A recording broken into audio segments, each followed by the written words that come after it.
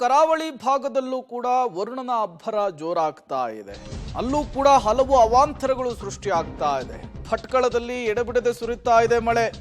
ಭಟ್ಕಳದ ಪ್ರಮುಖ ಬೀದಿಗಳಲ್ಲಿ ನೀರು ಯಥೇಚ್ಛವಾಗಿ ಹರಿತಾ ಇದೆ. ಭಾರೀ ಮಳೆಯಿಂದ ಅಪಾರ ಪ್ರಮಾಣದ ನೀರು ತಗ್ಗು ಪ್ರದೇಶದ ಮನೆಗಳಿಗೆ ನುಗ್ಗಿಬಿಟ್ಟಿದೆ.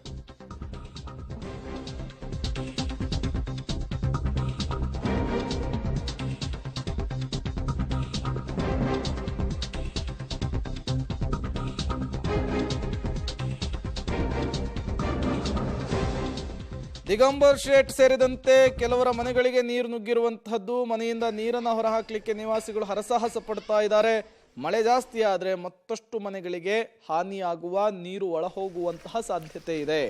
ನೀವು ಕೂಡ ವಿಜುವಲ್ಸ್ ಅನ್ನು ಗಮನಿಸ್ತಾ ಇದ್ದೀರಿ. ಭಟ್ಕಳದಲ್ಲಾಗಿರುವಂತಹ ಘಟನೆ ಇದು. ತಗ್ಗು ಪ್ರದೇಶದ ಮನೆಗಳಿಗೆ ನೀರು ನುಗ್ಗಿಬಿಟ್ಟಿದೆ. ಇಡೀ ದಿನ ಆ ಮನೆಯಲ್ಲಿ ಸೇರಿರುವಂತಹ ನೀರನ್ನ ಹೊರಹಾಕುವಂತಹದ್ದೇ ಕೆಲಸ ಈಗ ಜನರಿಗೆ. ನೋಡಿ, ಪೀಠೋಪಕರಣಗಳು, ದವಸ ಧಾನ್ಯಗಳು ಎಲ್ಲವೂ ಕೂಡ ಜಲಾಹುತಿ ಆಗಿರುವಂಥದ್ದು. ಈ ಎಲ್ಲದನ್ನು ತೆರವುಗೊಳಿಸಿದ ನಂತರ, ನೀರನ್ನು ಹೊರಹಾಕಿದ ನಂತರ ಈಗ ಮತ್ತೆ ಸಾಂಕ್ರಾಮಿಕ ರೋಗದ ಭೀತಿ ಎದುರಾಗುತ್ತೆ.